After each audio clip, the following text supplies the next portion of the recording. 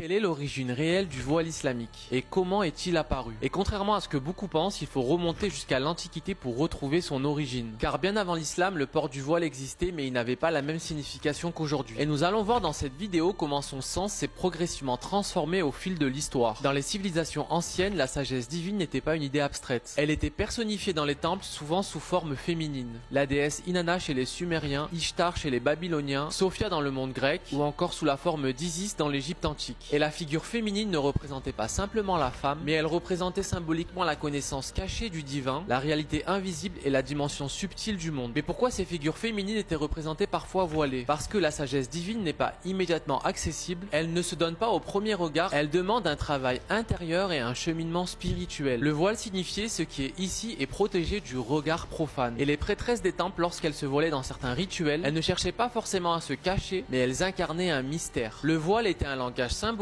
un acte rituel, un signe qu'on sortait de la vie ordinaire pour entrer dans la vie sacrée. Il était contextuel, temporaire et chargé de sens. Et à ce moment, le voile n'était porté que pour incarner cette dimension initiatique. Mais avec le temps, le monde change, les empires s'affrontent, les temples initiatiques sont détruits et les centres du savoir disparaissent. Et avec eux, une partie du sens se perd. Et quand le sens se perd, le mystère spirituel devient une simple coutume. Et ce qui faisait partie du mystère des temples rentre dans la société. Alors plus tard, dans certaines lois de la civilisation assyrienne, le voile devient un marqueur social. La femme honorable peut le porter, l'esclave et la prostituée ne le peuvent pas. Donc à ce niveau, on ne parle plus de mystère spirituel mais de hiérarchie sociale. Le sens du voile n'est plus la sagesse divine et voilée, mais c'est devenu la femme voilée et respectable. Le sens symbolique s'est déplacé. Ensuite, plus tard dans l'Antiquité, sous l'influence gréco-romaine et byzantine, le port du voile prend encore un nouveau sens. Il devient pudeur, honneur et un moyen de se préserver du regard des hommes. Alors il n'est plus lié au sacré et à la sagesse divine, il devient lié à la pudeur, la sexualité et la morale. Ce qui était à l'origine un symbole de mystère devient un moyen de surveillance. Et ce symbole devient la norme. Maintenant, lorsque l'islam apparaît au 7e siècle, il émerge dans une société où le port du voile existait déjà. Il est présent en Mésopotamie, en Byzance, en Syrie et dans certaines élites arabes. Et en réalité, il n'est pas inventé par l'islam à ce moment-là, mais il s'inscrit dans un contexte culturel existant. Sauf qu'à ce moment-là, quelque chose de particulier se produit. L'héritage du voile qui à la base était social reçoit une légitimité religieuse. Ce qui était simplement coutume et distinction sociale devient dans l'islam une prescription religieuse et un marqueur communautaire. On est donc passé d'un sens initiatique et sacré dans les anciens temps pour ensuite arriver à une règle sociale dans l'Antiquité plus récente et puis avec le temps à une norme religieuse avec l'islam. Et le voile n'est plus un signe de la sagesse divine inaccessible aux profanes, mais il devient une norme sociale puis religieuse. Il ne s'agit pas de dire que le voile n'a aucune dimension spirituelle aujourd'hui, il ne s'agit pas non plus de juger celle qui le porte, mais il s'agit de comprendre un mécanisme historique. Quand un symbole quitte la spiritualité et l'initiation pour entrer dans la société et la loi, il change de nature. Et la sagesse divine était voilée parce qu'elle était cachée, mais la femme a été voilée quand on a oublié ce que ça signifiait. Et comprendre cela, c'est distinguer la différence entre un symbole et son usage, pour sortir de la confusion entre spirituel, social et religieux.